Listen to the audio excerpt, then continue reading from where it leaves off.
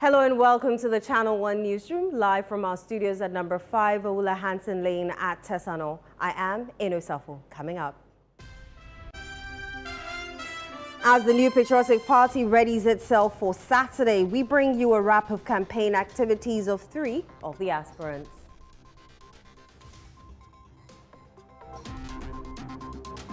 Governing National Democratic Congress wants appointees nurturing national officer positions to resign 6 months before the elections on December 19. The final one, which will be the main Congress to elect all of the national executives of the NDC in this very important year of our reorganization. That Congress will happen on Saturday, the 19th December 2020. Ghana Police Service arrests 12 notorious highway robbers in 2 separate operations.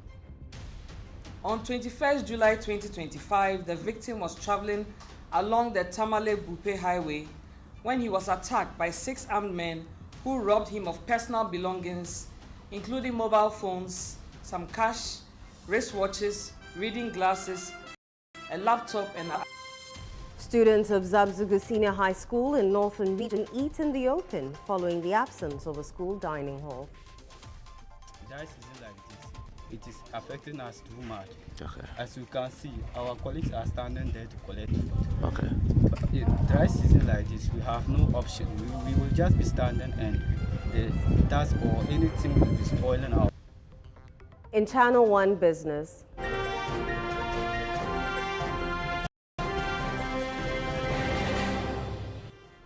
Ghana Association of Banks predicts tough times for lenders as Ghana prepares to exit IMF program in August 2026.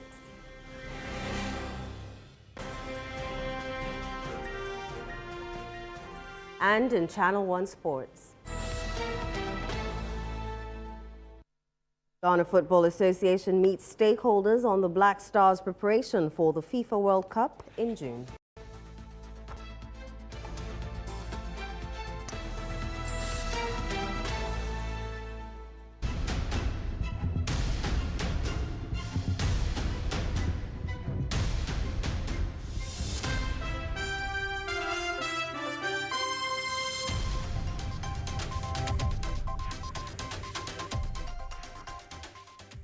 Many thanks for joining us. Let's settle for the details of our stories. Presidential hopeful of the New Patriotic Party, Dr. Brian Achampong, says internal problems, including concerns over how party funds are managed, are undermining the party's grassroots strength.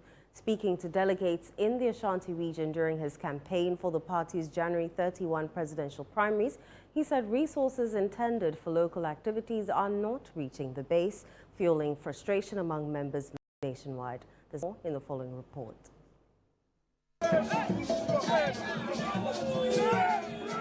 Presidential hopeful of the New Patriotic Party, Dr. Brian Achampong, has ended the second leg of his campaign in the Ashanti region with a rally in Kumasi after a similar engagement in Greater Accra and the Eastern region. The tour follows an earlier nationwide outreach to party delegates ahead of the MPP's January 31 primaries. Addressing delegates, Dr. Achampong spoke of internal challenges, including concerns about the handling of party funds, saying resources meant for grassroots activities are not reaching local structures.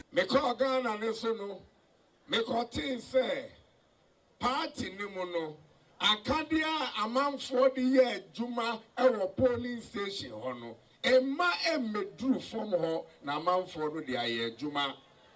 Yebetu abani baby krano. Na t-shirt ayedi ye campaign no edasugu okwabana dem yebeto abani bewie no na party sika wasankeba polling station on yedi ye adwuma no na asensenso na okwabana ne ede ahwe ne how far me shamo bosse e free kwasie da MPP foforo na eba no yebe make sure say Bibia wudi be ye juma ewo polling station hono ye de be brow ewo from her direct now the aye juma no ye fanfo bia so. He said rebuilding the party must start from the base, pledging unity and stronger organization. Dr. Champong also expressed confidence he could lead the New Patriotic Party to victory in 2028 against the National Democratic Congress, urging delegates to back his bid to revitalize the party and restore its parliamentary strength. Mepe Enubia Metimia Ghana Bebia 275 constituencies.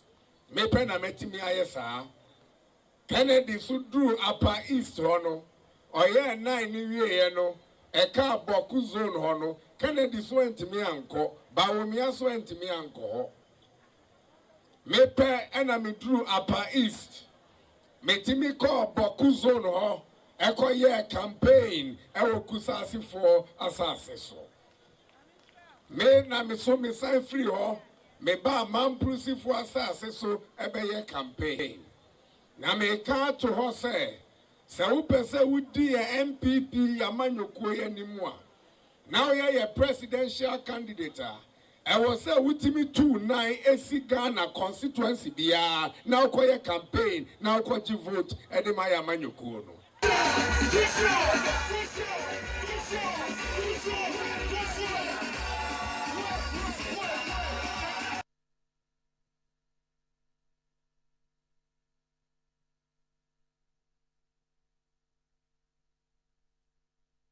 Still on the NPP, flag bearer hopeful Dr. Yaosei Aduchim says he remains the only person capable of uniting the party ahead of the 2028 general elections.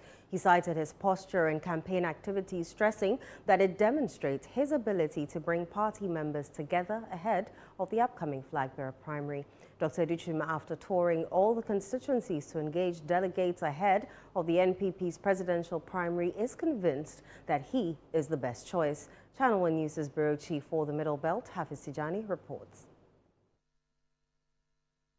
Dr. Yao Aduchim says his vision goes beyond just becoming the New Patriotic Party's flag bearer. He spoke about intentions to eradicate poverty among the populace and also provide livable income for all. So livable wages is something that we need to work on as a nation. And I'm going to champion it, and I'm going to do it because it's the right thing to do. Ghanaians must prosper, and we need to increase productivity for the prosperity to happen. But there can be no increase in productivity without providing you the avenue and opportunity to be trained and to train yourself well, giving you vouchers so that you can gain skills. 21st century skills in the IT field, for example, is something that my government will pursue. Workers will be given the opportunity to train themselves well so that they can advance themselves and add value to wherever has been assigned to them at their place of work. Speaking directly to the delegates, he asked them to vote for him as the only unifying figure within the party. In a campaign devoid of insults, I will be your unifier. I'm the one who can unify the party. But when you elect me, nobody's going to say because of what he said and how he insulted my leader, the person that I loved and voted for, I'm not going to follow him. So that is something good that I will assure you that we'll have a unified party going into the 2028 election. I am here. I'm available to serve. And I hope the delegates will give me this wonderful opportunity, first of all, to serve the party, make the party attractive, ensure that we have a welfare package for delegates so that they can work hard when we're in government or out of government. This is what I seek to do, to make sure that after you work so hard, party can also, the government, through the president, through the party, back to the party, will be able to support you. Delegates of the New Patriotic Party will go to the polls on Saturday, January 31 to elect a flag bearer for the 2028 general elections.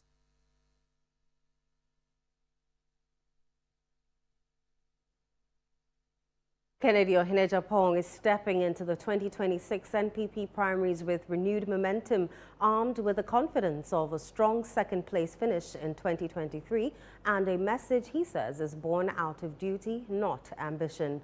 Framing his bid as a rescue mission for a party he believes is losing its way, the outspoken legislator is once again challenging both the party's recent choices and the political status quo. There's more in the following report. Arguably, Kennedy Ohinejapong has entered the 2026 primaries with more political capital than during his debut bid in 2023, having emerged second in the 2023 contest against contenders such as Alan Martin. His camp is now emboldened. His campaign is anchored on what he describes as a personal duty to salvage a party he believes is in decline.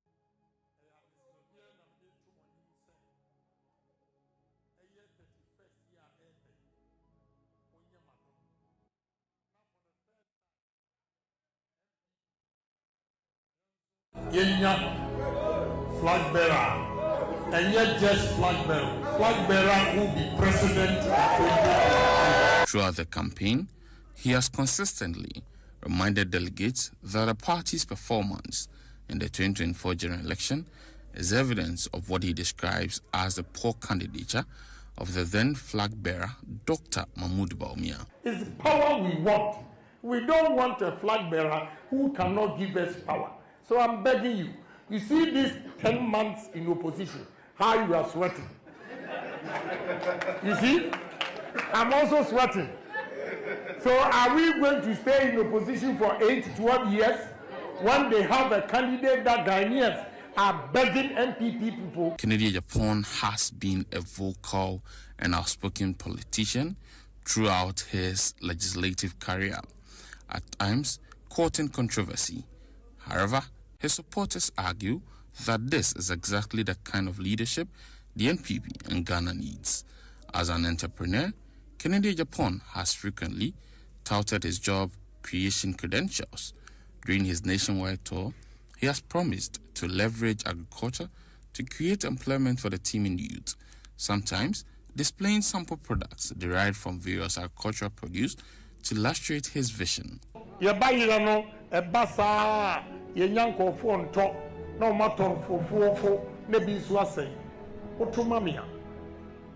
Factories bebre ebebaha. One sell to me a processing into powder. His campaign has also drawn energy from a prophecy by Prophet El Bernard, who has publicly placed his ministry on the line in support of Japong's bid. However, data-driven analysis appears not to be in his favor. Global Info Analytics has projected Dr. Bawumia as a likely winner, with its CEO Musa Dankwa also staking his professional credibility on the prediction. Meanwhile, Musa Dankwa claims that the recent outburst by Kennedy Ohinejapong has negatively impacted his polling numbers.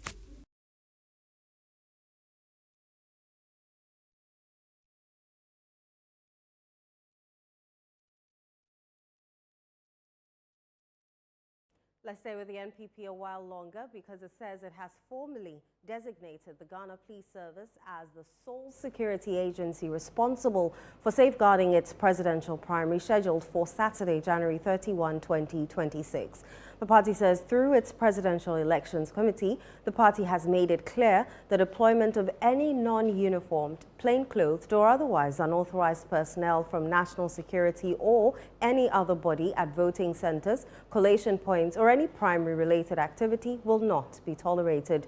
The NPP, in a statement, says any attempt by unauthorized operatives to interfere with the primaries would be considered a deliberate and unlawful intrusion into the party's internal democratic process.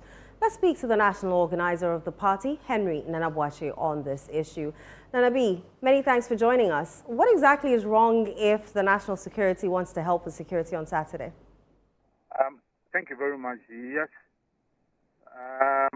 there's everything wrong with that because, first of all, we have already indicated as a party through the Presidential Elections Committee that the only body mandated to handle the security of the presidential primaries is the Ghana Police. We engaged the Ghana Police last week through a stakeholders meeting where they took us through their preparations, their deployment plan, their operations plan, and all of that. So far, I can say that the Ghana Police have shown enough capacity and also that professionalism that they can handle the security aspect of the presidential primaries. In fact, the only aspect they have even invited the intervention of the military will be within the Boko enclave, and it's for obvious reasons. The security situation there.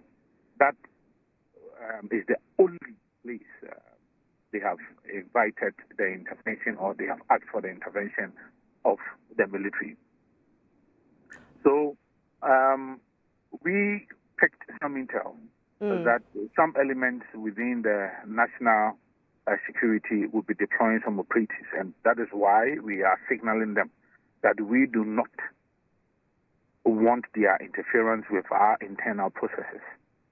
But have you engaged the top brass of the national security on this intelligence that you have picked up? Officially, we'll be writing to them. I'm very sure that by tomorrow they should receive it. We are writing to them formally and telling them that the only body, institution, to handle the security of the presidential primaries will be the Ghana Police and no other institution. So for that matter, we do not expect to see any non-uniform operatives or any other person apart from the Ghana Police. The Ghana Police will be uniformed, they'll be well identified, they'll be deployed officially. We know their command. In fact, we have their command centers right from the national level to the regional level to the constituency and district level. So we do not expect any counter body to be operating on that day. Right. Let's turn our attention to Saturday. Is the party ready? Fully ready. I'm happy that all the 5 presidential aspirants, they have already exhibited their satisfaction towards the conduct of the Presidential Elections Committee. They have given clear indication that they are happy with the processes so far, and that is what we promised. We said that as a party, we are going to have free, fair, transparent, credible, and peaceful elections. So far, so good. We are hoping that on Saturday, all of us will comport and conduct ourselves very well. We have a setup at the party's headquarters where after 3 p.m. we'll be converging, and then we'll be waiting for the Electoral Commission to come to the party's headquarters to announce the results, the official result. The EC is the only body mandated to declare the final result. So they will come to the party headquarters where we will create a platform for them, and then they will announce the official results from the presidential primaries conducted. Nana, do you think that the NPP can unite after Saturday? And I ask this because there were some attacks during certain campaigns by some of the aspirants. Can the NPP unite as a party after the outcome of Saturday's elections? For us, this is a normal cycle. We've gone through this right from 1992, and this is not anything new to us at all. Yes, some utterances are unfortunate, but there are some excesses. But trust me, we've done it before. 2023, you recall that, yes, we went through the primaries, and then afterwards we all converged at the forecourt of the Accra Sports Stadium, where all the other aspirants came together, and then we prosecuted the campaign. Unfortunately, we lost, but that is it. I mean, right from 1992, this has always been part of the New Patriotic Party. We've gone through primaries. It is part of our democratic processes. So we'll go through it, and then we'll come out. The most important thing is what the party is providing: free, fair, transparent, credible, and peaceful elections. And that is the most important thing. If everybody is happy about the processes, they will accept the results, the party will come together, and we will put together an effective campaign towards elections 2028. Nana B, thank you very much for joining us. Thank you very much. Right. You're still watching the Channel One Newsroom on Channel One TV. Still to come. Ghana Association of Banks predicts tough times for lenders as Ghana prepares to exit IMF program in August 2026.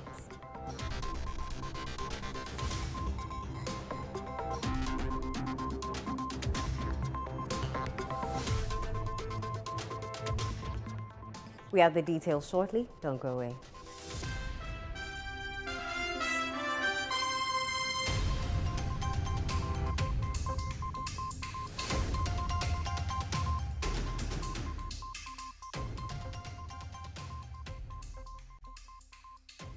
Watching DSTV means getting the TV you love, but staying connected means getting something extra. Stunning.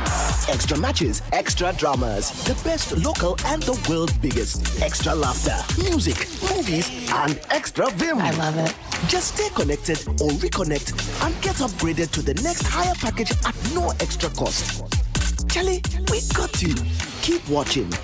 Get more with DSTV. As the days come and go, there's always shit.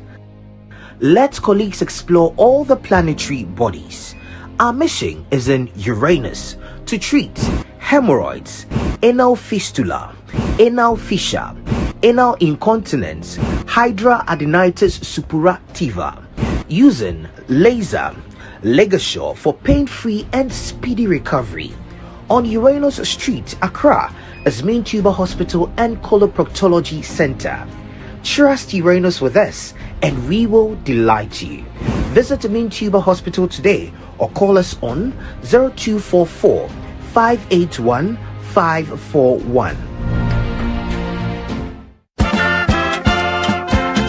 We are gearing up for the trip of a lifetime. Heritage Caravan 2026. From 1st to 8th March 2026, 8 days, 14 regions, 1 legendary caravan. We're touring Ghana in the most spectacular way on the Heritage Caravan, exploring the beauty, history, and stories that make our nation unique. Rolling out from Greater Accra through Eastern and OT, up north to the Northern and Upper East, and all the way to the Western region, hitting iconic destinations across Ghana. The Heritage Caravan 2026 will be fun, educative, refreshing, and most of all, remarkable. Stay connected. Follow Channel 1 TV and 97.3 City FM across all social media platforms for updates and join the conversation using the hashtag Heritage Caravan 2026. The Heritage Caravan 2026 is powered by Channel 1 TV with support from City FM, and it's proudly sponsored by Hollard Insurance, Piva Beverages, Omni Basic Bank, Caveman Watches, Gino,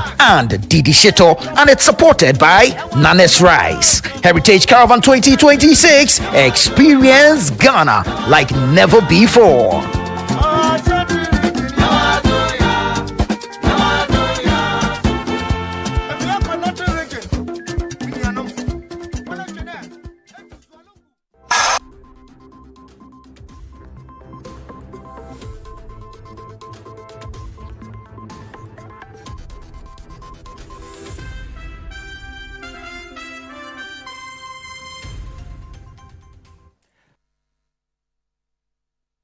You're welcome back. Up next is Channel 1 Business with Nashi Kasiza.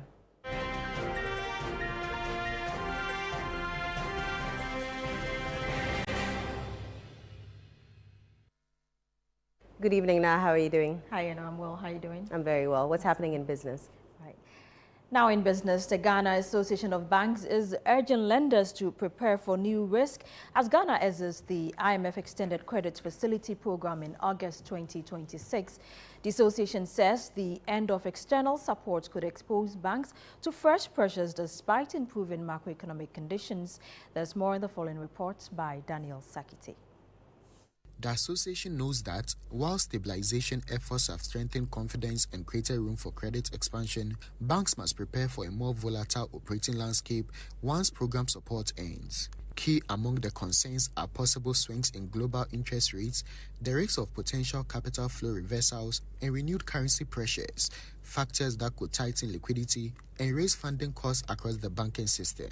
The association stresses that these external shocks could test balance sheets if not proactively managed. To mitigate these risks, banks are being urged to deepen risk management frameworks, maintain prudent lending standards, and diversify portfolios, particularly towards infrastructure financing and high-growth sectors. According to the association, a disciplined approach will be critical to protecting financial stability and ensuring the sector emerges stronger in Ghana's post-extended credit facility program. The Ghana Association of Banks is also projecting single-digit inflation throughout 2026, anchored on continued fiscal discipline as the IMF-supported program winds down.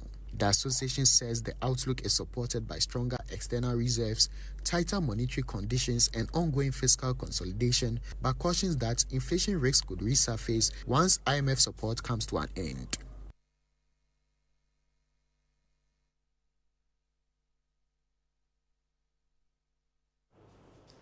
Now, economist Professor Godfred Bokwin has cautioned the Bank of Ghana to be measured in deploying the country's gold reserves to support the economy and stabilize the cedi. His comments come after the governor, Dr. Johnson Isiama, explained that gold holdings declined from about 37 tons in September to roughly 19 tons by the end of 2025, attributing the drop to the central bank's portfolio rebalancing. Here's more. Despite the reduction in official reserves, gold exports reached $21 billion as at December 2025, accounting for over two-thirds of Ghana's total export receipts, $31.1 billion, underscoring the metal's continued dominance in the country's external trade. The central bank's summary of economic and financial data for the period ending January 2026 suggests a change in the utilization of gold accumulated under the domestic gold purchase program, which had driven a significant build-up in reserves over the past year. Speaking to Channel One Business, Professor Bokwin stressed the need for prudence to safeguard reserve buffers. I think what is also important is that it may be necessary at one point for Bank of Ghana to even hedge their gold, because gold price may fall one day and all your gold holdings, you get a point.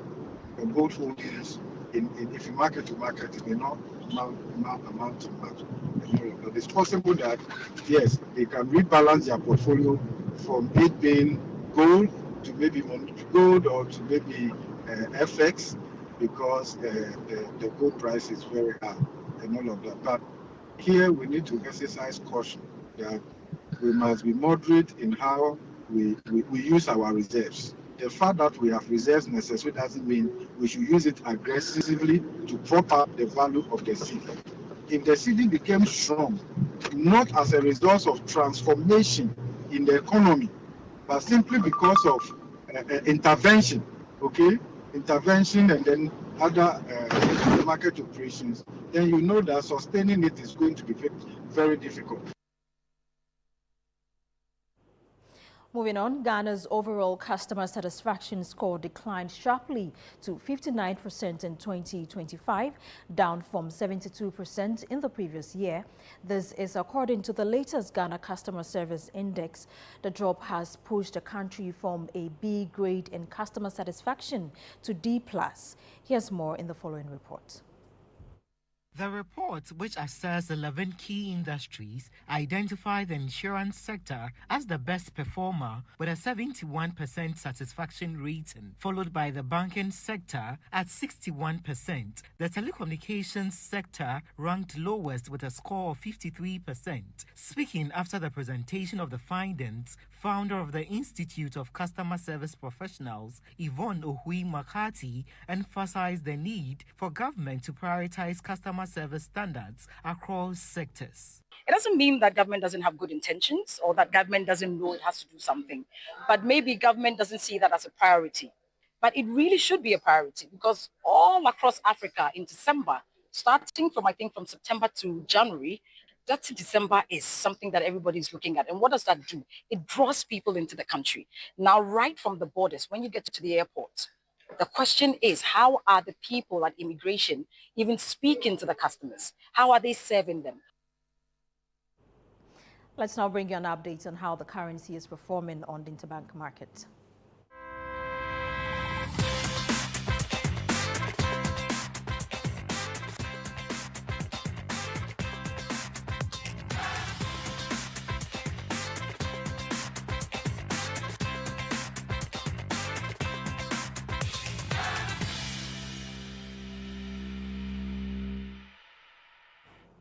And that's it for Channel 1 Business. I am Nashika Caesar.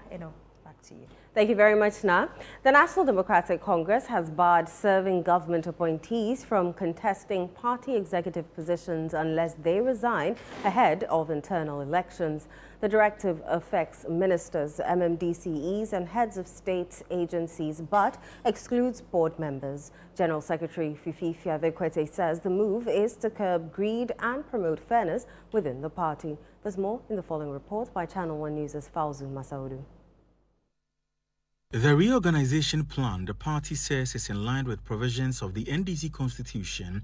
Addressing the media at the party's headquarters in Accra, General Secretary Fifi Fiavekwete announced that a National Delegates Congress will be held on December 19, 2026 to elect new national officers. For the Youth and the Women Conference, we are looking at Saturday, the 12th December 2026. Okay, as I mentioned, at the regional level, we did the same thing. We do first the Youth and the Women Conference, where we elect, in this case, we elect the National Youth Organizer and deputies, and the National Women Organizer and the deputies would all be elected on Saturday, 12th December 2026. Then, on the final one, which will be the main Congress to elect all of the national executives or the NDC in this very important year of our reorganization. That Congress will happen on Saturday, the 19th December 2026. Mr. Kwete said government appointees who intend to contest for any party position must resign from their post at least 6 months before filing their nominations. Pursuant to Article 54 of the party's constitution, the National Executive Committee has approved the following general provisions under Section H of the guidelines for the elections. 1. Any person seeking to contest for a party position who currently holds an office to which he or she was appointed by the President or government must resign from that office at least 6 clear months before filing nomination forms. The affected officers under paragraph 1 include, they are not limited to: A. Ministers and deputy ministers; B. Chief executive officers, managing directors, their deputies, or analogous officers; C. Metropolitan, municipal, and district chief executives. He also announced the start of a nationwide registration exercise for new party members. Registration of new members, which will also be done together with the updates of the register.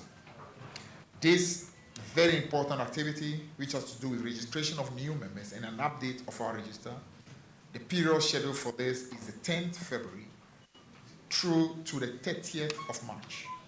So 10th February to the 30th of March, the important assignment of registering new members for the party and to also update our register will take place. These measures, according to the governing NDC, is to, among other things, broaden the leadership scope of the party. Reporting for Channel 1 News, Fauzu Masaudu, Accra. Now, the Ghana Police Service has arrested 12 persons involved in separate highway robbery attacks at different locations. This, according to the service, follows months of intelligence gathering leading to the arrests. The Director General of the Criminal Investigations Department, COP Lydia Yakodonko, made the revelation at a press briefing in Accra, where she added that investigations are still ongoing.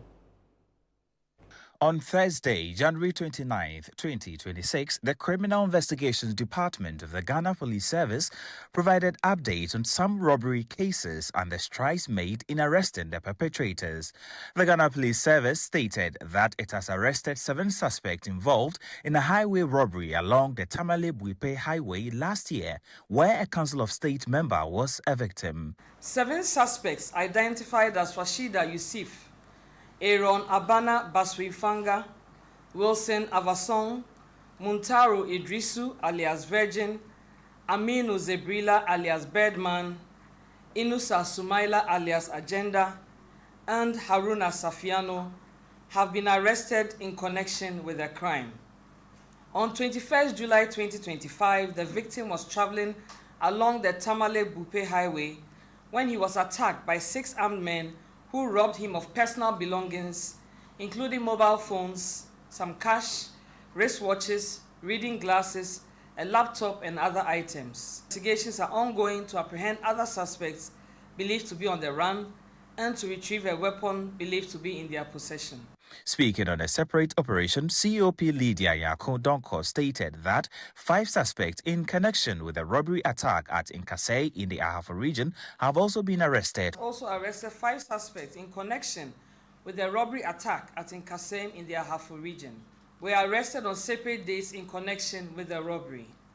On 2nd December 2025, the suspects, together with other accomplices armed with weapons, blocked the Goso Tepa Road and simultaneously attacked the Nkasai police station, a Jumapa Cocoa Buying Company, Kobe Gold Buying Company, and the Esutifi Rural Bank area at Nkasai.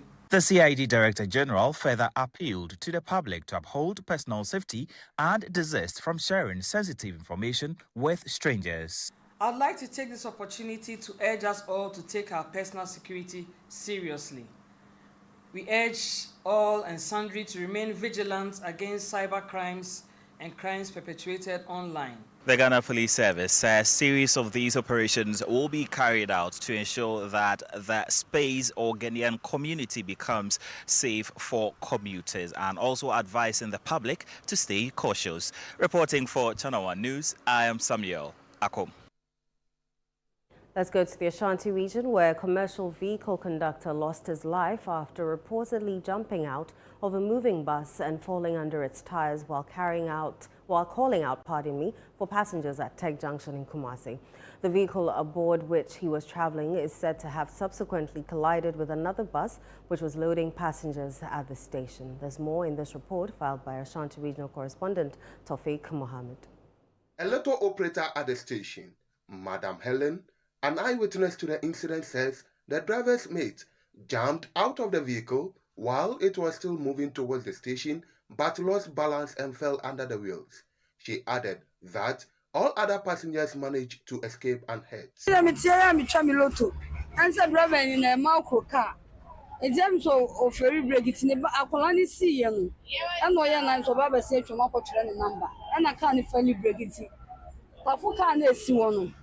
And a fairly break a buck on the ship for the quarter. Now is a wall or money out of him.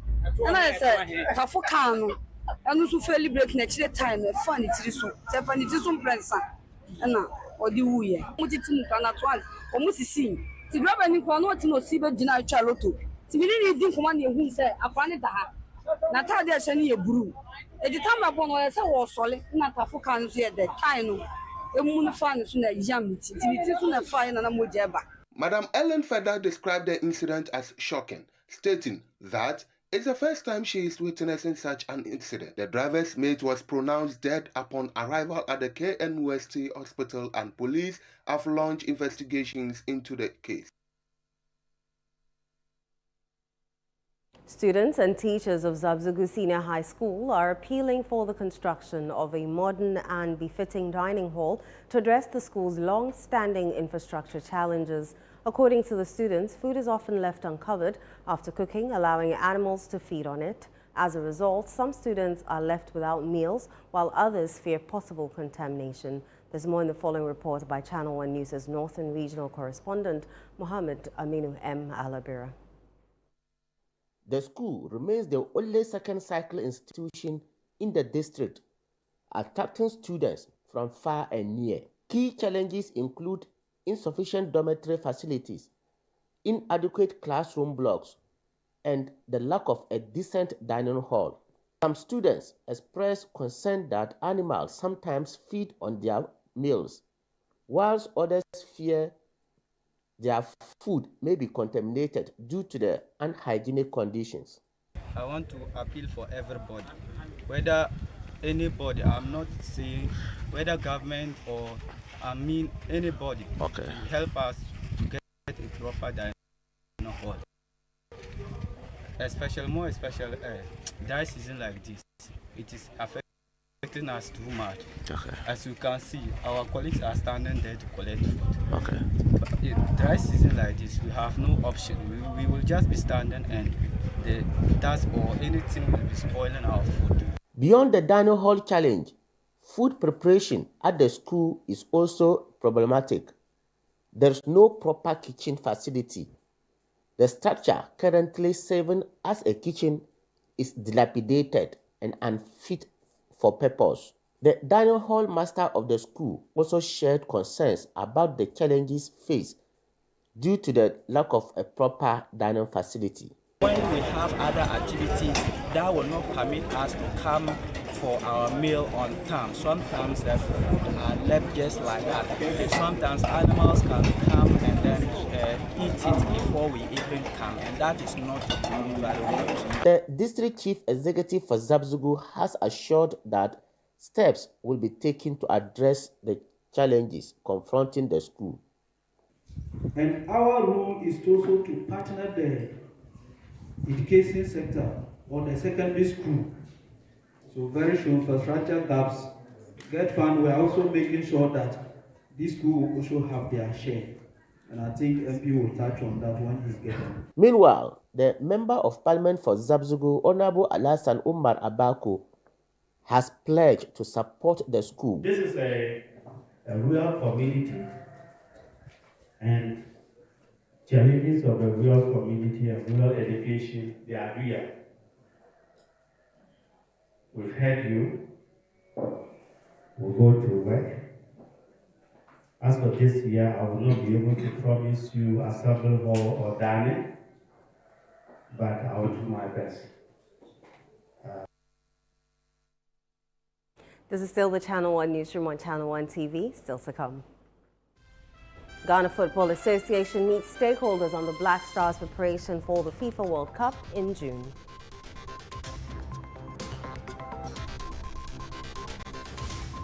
We have the details for you shortly. Don't go away.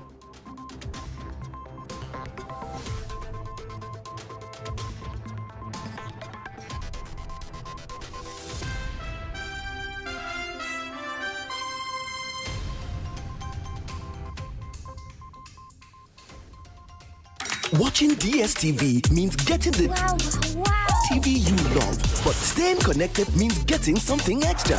Stunning. Extra matches, extra dramas, the best local and the world's biggest. Extra laughter, music, movies, and extra vim. I love it. Just stay connected or reconnect and get upgraded to the next higher package at no extra cost. Charlie, we got you. Keep watching. Get more with DSTV. Are you planning to relocate from your company office or house, whether across cities to another town or halfway around the country? You want a moving company you can depend on to get you there? Let me introduce you to Logistics Movers. We are here to help you every step of the way, from planning the move to unpacking the last box and settling into your office or home. We have the expertise, experience, and market understanding and offer fast, reliable, and professional transportation services in Ghana. Our main thrust is to successfully move your business, household items safely, on time, and hassle-free. You can call us on 0246 833 539 or 0244 342 465. You can also send us an email to info@logisticsmovers.com. or check our website www.logisticsmovers.com. Why expose your company or household items to theft or damages when you are relocating if it's avoidable? Logistics Movers, we help you relocate. We are gearing up for the trip of a lifetime. Heritage Caravan 2026. From 1st to 8th March 2026, 8 days, 14 regions, 1 legendary caravan. We're touring Ghana in the most spectacular way on the Heritage Caravan, exploring the beauty, history, and stories that make our nation unique. Rolling out from Greater Accra through Eastern and OT, up north to the Northern and Upper East, and all the way to the Western region, hitting iconic destinations across Ghana. The Heritage Caravan 2026 will be fun, educative, refreshing, and most of all, remarkable. Stay connected. Follow Channel 1 TV and 97.3 City FM across all social media platforms for updates and join the conversation using the hashtag Heritage Caravan 2026. The Heritage Caravan 2026 is powered by Channel 1 TV with support from City FM, and it's proudly sponsored by Hollard Insurance, Piva Beverages, Omni Basic Bank, Caveman Watches, Gino, and Didi Shito, and it's supported by Nanes Rice. Heritage Caravan 2026, experience Ghana like never before.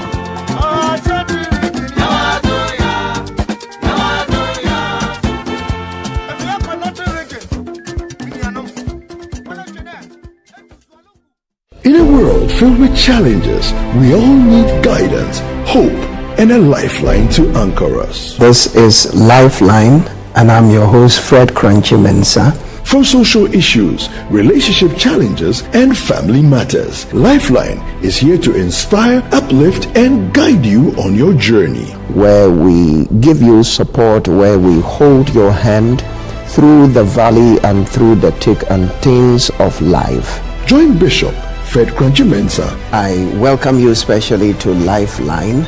Every Tuesday and Thursday at 10 p.m. right here on Channel 1 TV. Let's walk this path together, strengthen our faith, our families, and our lives. Lifeline, because every soul deserves a guiding light. Tune in to Lifeline on Channel 1 TV and let's grow together.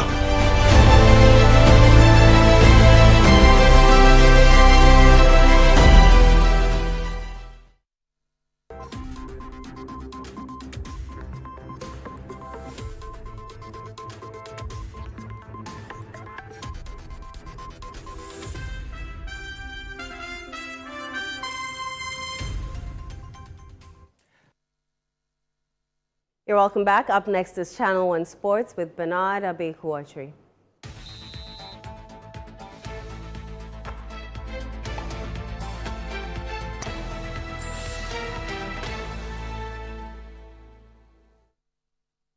Good evening, Abeku. Hi, good evening. How are you? I'm a miracle. How are you doing? I'm very well, thank you. What's happening in sports? Oh, we're gearing up for the World Cup. Give us the details.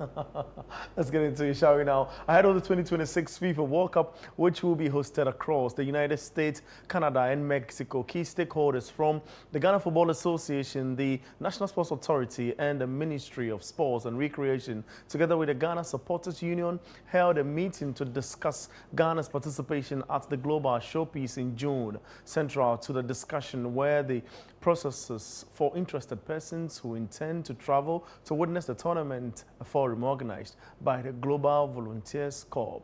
My colleague Gabby Ofer was present and filed this.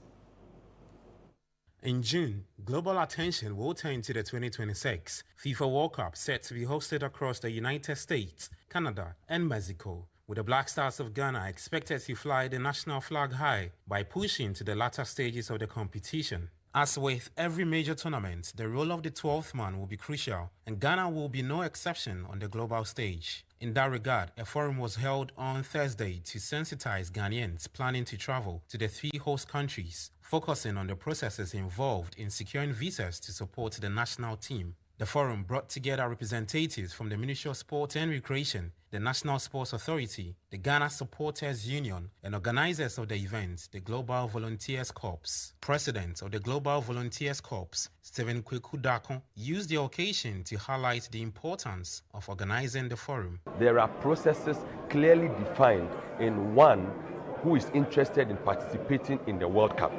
We are all enthused about our qualification. We want to cheer the Black Stars up wherever they are playing so that we bring back the cup to Ghana. How can we do this? All of us must get involved, but through the right processes. So that's why we have the various institutions. If you don't have you need clarification on anything, we have the Ministry of Sports and Recreation, we have the Ghana Football Association, we have the National Sports Authority, we have all other agencies that matter relating to this. CEO of Litina Travels and Tour, Ernestina Brockwell, also highlighted some key checks Ghanaians must pay close attention to when going through the process of securing visas to the United States and Canada. People have to understand that you know we have this local thing that we say soon pay, and so so you can see that, Jack, if you look in your pocket, there is nothing that can carry you there. Please just chill. Let's do those who can, because the US already is already there's the issue with immigration and all that. They are very particular with who they are going to allow to enter. Prince Azanu, a coordinator at the National Anti-Doping Agency, also noted that the agency's role from now on to the World Cup will be to sensitize Ghanaians planning to travel for the tournament to conduct themselves responsibly. We are hitting the ground by way of education, to the point that the athlete has no say to say, I wasn't aware. And all those playing within the industry should be aware of their health, what they take in, and what they are also putting out there when it comes to sports. Sports should be clean across board. Representing the Ghana Supporters Union, Kasim Awal Osman also cautioned supporters traveling to the United States, Canada and Mexico to ensure they return home when the tournament concludes. Advice I will give it to the supporters is that anyone who will get opportunity to go to this World Cup should try and then come back. That will give you the opportunity to get a chance to go the next World Cup. So the advice I'm giving our supporters is that when you get an opportunity to go, try and then come back. Let's now shift our attention to Africa, because Senegal and Morocco have been hit with disciplinary and financial sanctions by the Confederations of African Football following the controversial 2025 African Cup of Nations final. CAF has taken strong measures against players, coaches and football federations, but questions remain about how countries might respond. My colleague Kevin Edemkai has more. The Confederation of African Football has announced disciplinary and financial sanctions following incidents during the 2025 Africa Cup of Nations final between Senegal and Morocco. Senegal will retain its AFCON title, but CAF imposed penalties on the champions. Head coach Pape Thiaw was fined $100,000 for unsportsmanlike conduct, while Senegalese Football Federation was fined a total of $615,000 for crowd behavior and misconduct by players and staff. Morocco was also sanctioned. Ashraf Hakimi, their captain, received a 2-match suspension, and Ismail Sabari was handed a 3-game ban and fined $100,000. In addition, Morocco's Football Federation was fined $315,000 for interference with match officials and VAR operations. Speaking to Channel One News, Senegal-based journalist Christopher Achicho says the sanctions will serve as a learning curve for Senegalese football. You need to at least exercise some level of patience in order not to really incur the wrath of CAF at the moment or in any tournaments that you go into. So it will just be a learning curve for Senegal football as well. And then they would also want to see CAF actually take some sanctions on the officiating body, particularly the referee who actually denied Senegal of their very first goal and then went ahead to actually, or whose decision or actions led to that particular chaotic scene happening at the moment. Speaking to SABC News, head of TV and communications for CAF, Luxo September, was clear that both countries are free to appeal CAF's decision. And of course, there's a process that, is afforded, an opportunity that is afforded to all the parties. They have an opportunity to appeal to the CAF Appeals Board. Thereafter, they have an opportunity to appeal this to CAS. And as much as, we have to, all of us must be bound by the rules, by the rule of law, by the regulations of FIFA, by the regulations of CAF, and safeguard and protect the image of African football. Well, that's the very latest from the world of sport, and I am Bernard Abeko. That's your sports. Thank you very much, Abeku. And that's how we wrap up the bulletin on the Channel One Newsroom. Let's do a quick recap of our headline stories. As the New Patriotic Party readies itself for Saturday, we bring you a wrap of campaign activities of 3 of the aspirants. Governing National Democratic Congress wants appointees nurturing national